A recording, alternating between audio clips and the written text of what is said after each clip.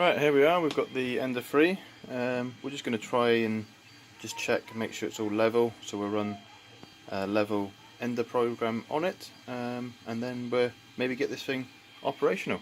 So we've just got like leftover of one of these filament rolls here, and what we'll first of all do is obviously feed that into this feeder right just down here. I always find it easier though if we take this clip out, because it then allows us to get the filament through here a lot easier.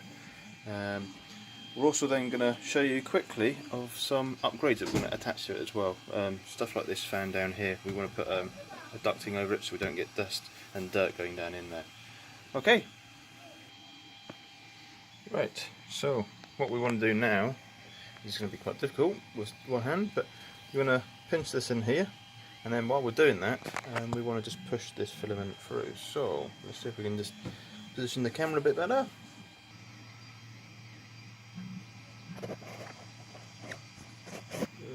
There we are. Right.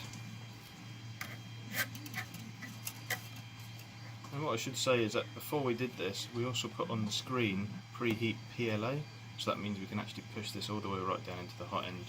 We can start having this pumping through so it's ready for when we run the next program.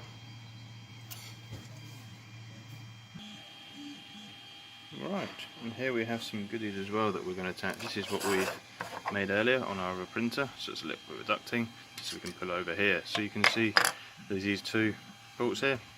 We're just going to take them out, and then we can install this ducting.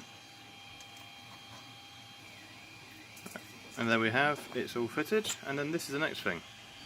Might not be too visible. It's just a little feed that fits up here. So we're just going to hook the filament on there, and then that sits on there like that. And that just helps feed this filament in here, so you don't end up wearing away this plastic sprung-loaded handle. We do actually have another upgrade. This is a metal kit to replace what we have up here, but since it ain't broke, we ain't going to fix it, so that'll be kept as a spare for the future.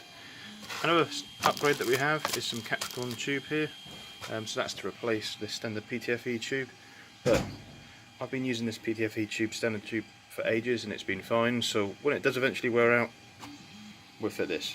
But for the time being, we're good to go.